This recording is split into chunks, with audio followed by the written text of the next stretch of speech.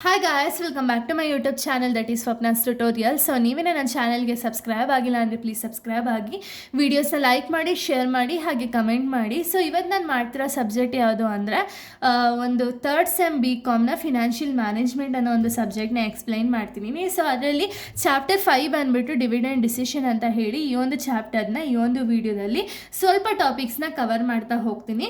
ನಾನು ಪ್ರೀವಿಯಸ್ ವೀಡಿಯೋದಲ್ಲಿ ನಾನು ಮೀನಿಂಗ್ ಆಫ್ ಡಿವಿಡೆಂಡ್ ಡಿಸಿಷನ್ ಆಗಿರ್ಬೋದು, ಟೈಪ್ಸ್ ಆಫ್ ಡಿವಿಡೆಂಡ್ಸ್ನ ನಾನು ಎಕ್ಸ್ಪ್ಲೇನ್ ಮಾಡಿದ್ದೆ.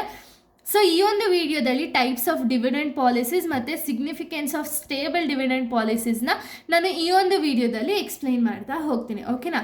ಸೊ ಡಿವಿಡೆಂಡ್ ಪಾಲಿಸೀಸ್ ಅನ್ನೋದು ನಮ್ಮ ಹತ್ರ 5 ಡಿವಿಡೆಂಡ್ ಪಾಲಿಸೀಸ್ ಇದೆ. ಓಕೆನಾ? ಸೊ ಈ 5 ಡಿವಿಡೆಂಡ್ ಪಾಲಿಸೀಸಲ್ಲಿ ಫಸ್ಟ್ ಒನ್ ನೀವು ನೋಡೋದಾದರೆ ಸ್ಟೇಬಲ್ ಡಿವಿಡೆಂಡ್ ಪಾಲಿಸಿ. ಅಂದರೆ ಡಿವಿಡೆಂಡ್ನ ಯೂಶಲಿ ನೀವು ಯಾರು ಕೊಡೋದು? ಶೇರ್ ಹೋಲ್ಡರ್ಸ್ಗಲ್ವಾ? ಸೊ ಶೇರ್ ಹೋಲ್ಡರ್ಸ್ಗೆ ಯಾವ ರೀತಿ ಪಾಲಿಸೀಸ್ನ ಯೂಸ್ ಮಾಡಿಕೊಂಡು ಡಿವಿಡೆಂಡ್ಸನ್ನು ಕೊಡ್ತಾರೆ ಅನ್ನೋದನ್ನ ಈ ವಿಡಿಯೋದಲ್ಲಿ ಹೇಳೋದು. ಓಕೆನಾ? First one stable dividend policy ಅಂದರೆ ಏನು? Aims to pay a fixed amount or increase over time. ಅಂದರೆ ಏನು?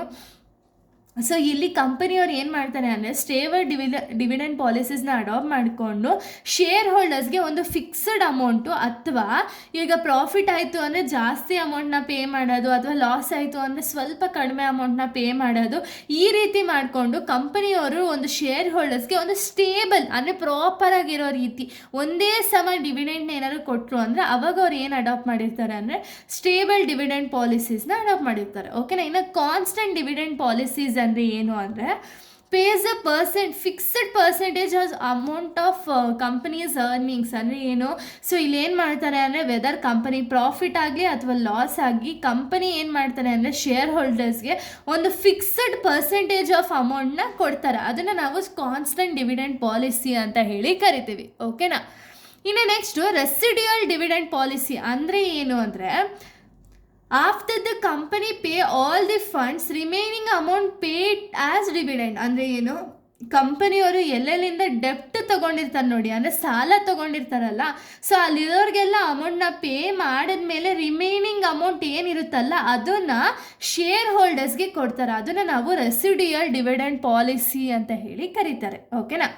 ನೆಕ್ಸ್ಟು ನೋ ಡಿವಿಡೆಂಡ್ ಪಾಲಿಸಿ ಅಂದರೆ ಏನು? Company reinvest all the profit back to the business, so no dividend declared. ಅಂದರೆ ಈಗ company growth ಆಗೋದಕ್ಕೋ, ಅಥವಾ ಕಂಪನಿಯಲ್ಲಿ ಇನ್ವೆಸ್ಟರ್ಸನ್ನು ಜಾಸ್ತಿ ಮಾಡೋದಕ್ಕೋ, ಅಥವಾ ಕಂಪನಿ ಒಂದು ಪ್ರಾಫಿಟೇಬಲ್ ಪೊಸಿಷನ್ ತೊಗೊಂಡು ಹೋಗೋದಕ್ಕೋ ಕಂಪನಿಯವರು ಏನು ಮಾಡ್ತಾರೆ ಅಂದರೆ ಅವ್ರ ಹತ್ರ ಇರುವಂಥ ಒಂದು ಪ್ರಾಫಿಟ್ ಏನಿದೆ, ಅಂದರೆ ಪ್ರಾಫಿಟ್ನ ಅಲ್ವಾ ಶೇರ್ ಹೋಲ್ಡರ್ಸ್ಗೆ ಡಿವಿಡೆಂಟ್ ಆಗಿ ಕೊಡೋದು, ಈ ಪ್ರಾಫಿಟ್ನ ಕಂಪನಿಯಲ್ಲೇ ಇನ್ವೆಸ್ಟ್ ಮಾಡ್ತಾರೆ. ಓಕೆನಾ? ಯಾವುದೇ ಒಂದು ಪ್ರಾಫಿಟ್ನ ಶೇರ್ ಹೋಲ್ಡರ್ಸ್ಗೆ ಕೊಡಲ್ಲ.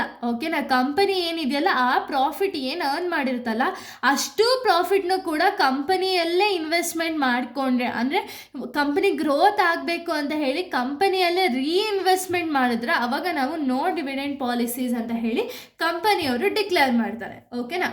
ನೆಕ್ಸ್ಟು ಹೈಬ್ರಿಡ್ ಡಿವಿಡೆಂಡ್ ಪಾಲಿಸಿ ಅಂದರೆ ಏನು ಅಂದರೆ ಪೇ ಎಕ್ಸ್ಟ್ರಾ ಡಿವಿಡೆಂಡ್ ಇನ್ ಅ ಪ್ರಾಫಿಟಬಿಲಿಟಿ ಇಯರ್ಸ್. ಅಂದರೆ ಏನು? ಇವಾಗ 2020 ನಮಗೆ ಒಂದು ಎಕ್ಸಾಂಪಲ್ ಒಂದು 10,000 ಪ್ರಾಫಿಟ್ ಆಗಿರುತ್ತೆ ಅಂದ್ಕೊಳ್ಳಿ ಕಂಪನಿಗೆ. ನೆಕ್ಸ್ಟು 2025 ಅಷ್ಟರಲ್ಲಿ ಕಂಪನಿಗೆ ಏನಾದರೂ ಒಂದು 15,000 ಅಥವಾ 20,000 ಪ್ರಾಫಿಟ್ ಆಗಿತ್ತು ಅಂದರೆ ಕಂಪನಿ ಏನು ಮಾಡ್ತಾರಲ್ಲ, ಇವಾಗ ಏನು ಫಿಕ್ಸ್ಡ್ ಅಮೌಂಟ್ ಇರುತ್ತಲ್ಲ ಇದ್ರ ಜೊತೆಗೆ ಎಕ್ಸ್ಟ್ರಾ ಎಷ್ಟು ಪ್ರಾಫಿಟ್ ಬಂದಿರುತ್ತಲ್ಲ ಅದರಲ್ಲೂ ಕೂಡ ಎಕ್ಸ್ಟ್ರಾ ಅಮೌಂಟ್ನ ಕಂಪನಿಯವ್ರು ಪೇ ಮಾಡಿದ್ರೆ ಅದನ್ನು ನಾವು ಹೈಬ್ರಿಡ್ ಡಿವಿಡೆಂಡ್ ಪಾಲಿಸೀಸ್ ಅಂತ ಹೇಳಿ ಕರಿತೀವಿ. ಓಕೆನಾ?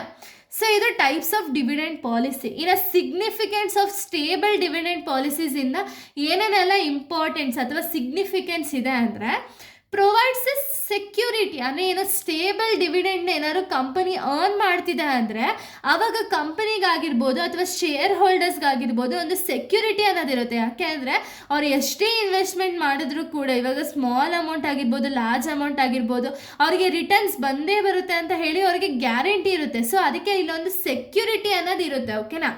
Next enhance investor confidence. ಅಂದರೆ ಏನು? ಇನ್ವೆಸ್ಟರ್ ಕಾನ್ಫಿಡೆನ್ಸ್ ಏನಿರುತ್ತಲ್ಲ, ಇಲ್ಲ ನಾನು ಇವಾಗ ಎಷ್ಟೇ ರಿಸ್ಕ್ ತೊಗೊಂಡ್ರು ಕೂಡ ನನಗೆ ರಿಟರ್ನ್ ಬಂದೇ ಬರುತ್ತೆ ಅಂತ ಹೇಳಿ ಅವ್ರಿಗೆ ಕಾನ್ಫಿಡೆನ್ಸ್ ಅನ್ನೋದು ಒಂದ್ಸತಿ ಕ್ರಿಯೇಟ್ ಆಯಿತು ಅಂದರೆ ಆಗ ಇನ್ವೆಸ್ಟರ್ಸು ಕಂಪನಿಯಲ್ಲಿ ಇನ್ನೂ ಜಾಸ್ತಿ ಇನ್ವೆಸ್ಟ್ಮೆಂಟ್ ಮಾಡೋದಕ್ಕೆ ಯೋಚನೆ ಮಾಡ್ತಾರಲ್ವಾ. ಸೊ ಅದಕ್ಕೆ ಇನ್ವೆಸ್ಟರ್ ಕಾನ್ಫಿಡೆನ್ಸ್ ಅನ್ನೋದು ಇನ್ಕ್ರೀಸ್ ಆಗುತ್ತೆ.